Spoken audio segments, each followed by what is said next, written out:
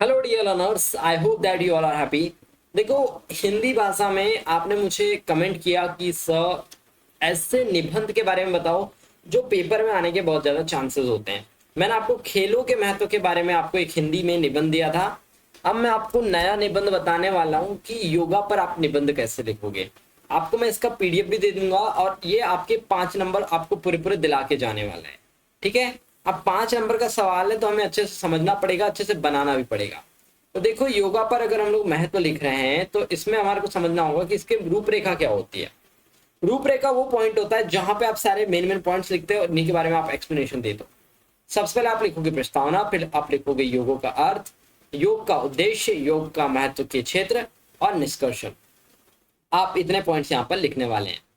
अब देखो, प्रस्तावना में हम लिखते हैं कि योगा भारतीय संस्कृति, धर्म और दार्शनिक परंपरा का महत्वपूर्ण हिस्सा है। यह भारतीय साहित्य और दर्शन के अद्वितीय अंग के रूप में माना जाता है। इसका महत्व कहाँ कहाँ है? देखो, शारीरिक, मानसिक और आध्यात्मिक स्वास्थ्य के संवैधानिक रूप में जाना जाता है। योगा का महत्व विभिन्न प्रकार के मानव जीवन को सुधारने और समृद्ध करने में है। इसके बारे में अधिक जानकारी प्राप्त करने के लिए निबंध एक प्रस्तावना प्रदान करेगा।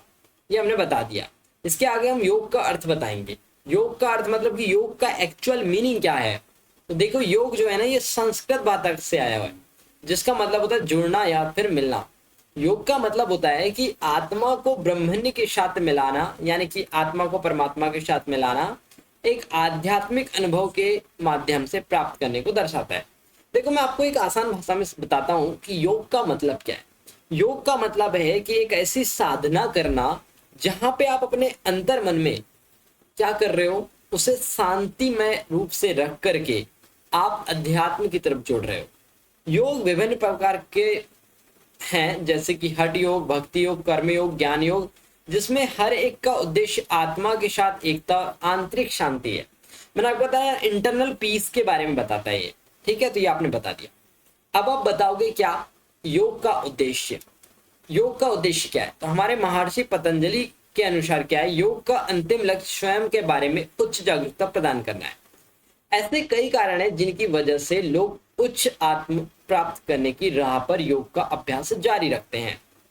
योग के शारीरिक, मनोवैज्ञानिक और आध्यात्मिक लाभों की एक विस्तृत श्रृंखला है। ये क्या है? जो आपका शारीरिक है, मनोवैज्ञानिक है, आध्यात्मिक लाभों की क्या है? बड़ी विस्तृत श्रृंखला है। योग का अभ्यास न केवल स्वयं की बेहतर समझ प्राप्त करने के लिए किया जाता है, बल्कि इससे मिलने वाले मानसिक और शारीरिक लाभों से भी किया जाता है। यानी कि इससे ना केवल आप लोगों को मानसिक बल्कि शारीरिक लाभ भी मिलेंगे। ओके। अब योग के महत्व क्षेत्र देखते हैं। तो देखो, शारीरिक स्वास्थ्य देख सकते हो, मानसिक स्वास्थ्य देख सकते हो, आध्यात्मिक विकास और समाज में शांति।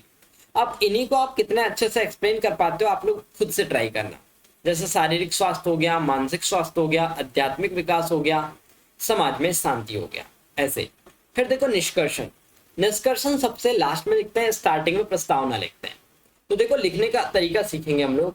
योग हमारे जीवन में गुणवत्ता का सुधार करता है। निष्कर्ष यानी कि उसका समराइजेशन, कि उसका सारांश क्या निकला, और हमें इस पर नियमित रूप से काम करने की आवश्यकता है। योग पर इस निबंध को लिखने का मुख्य उद्देश्य प्राथमिक तस्वीर देना है कि लंबे समय तक योग हमारे जीवन के लिए कैसे फायदेमंद है। आप ऑनलाइन कक्षाओं या विशेषज्ञ से योग का अभ्यास कर सकते हैं। आज का जमाना आपको पता है कि ऑनलाइन का जमाना है, तो आज के हिसाब से आप लिखोगे कि आज के दौर पर योगा करना बहुत ही आसान हो गया है। आप अच्छे योग टीचर की हेल्प से या मदद से आप क्या कर सकते हो, घर बैठे योगा की क्लास देख सकते हो और योगा अटेंड कर सकते हो और उनके साथ साथ प्रैक्टिस कर सकते हो। इसका अंतिम उद्देश्य अपने जीवन को शारीरिक और मानसिक रूप से स्वस्थ बनाना है और भागदौड़ भरी जिंदगी में एक चुनौती है। ओके, ये बात हो गई। ये था हमारे पास में पूरा योगा का निबंध। मैं आपको एक बार जल्दी से रिकॉल कराता हूँ हमने क्या क्या पढ़ा है। हमने सबसे पहले देखा भाई प्रस्तावना क्या होती है। फिर प्रस्तावना के बाद मैंने आपको बताया था कि प्रस्तावना के बाद योग का अर्थ क्या है। फिर मैंने आपको बताया योग का उद्देश्य क्या है। फिर योग के महत्व के क्षेत्र देखा हमने, फिर हमने निष्कर्ष देखा। तो इतने पॉइंट्स के ऊपर अगर आप काम करते हो, इतने पॉइंट्स अगर आप लिख के आते हो, आपके नंबर बिल्कुल भी नहीं कटेंगे। आपके नंबर बिल्कुल भी नहीं कटेंगे और आपको पूरे पूरे नंबर टीचर दे देगा। ओके। अब आप अगर हमारे यूट्यूब चैनल पर जाओगे तो आपको बहुत सारी प्लेलिस्ट मिलेंगी, जैसे कि आपको देखने मिलेगा स्पोकन इंग्लिश, टेंसेस, हिंदी व्याकरण, एप्लीकेशन, एशे, story reading, general science, fact videos, ये सारे के सारे आपको प्लेलिस्ट में जाओगे तो आपको पर्टिकुलर वीडियोस मिल जाएंगे। ओके, टेलीग्राम ग्रुप ज्वाइन कर लेना अर्जुन इंस्टीट्यूट के नाम से, और आप इंस्टा पे भी हमें फॉलो कर सकते हो शॉर्ट वीडियोस के लिए। ओके, सो आई होप कि आप लोगों ने यहाँ से योग का निबंध समझ लिया होगा। चलिए फिर मिलता हूँ मैं आप लोगों को एक नए वीडियो के साथ में, तब तक के लिए टाटा bye, have a good day.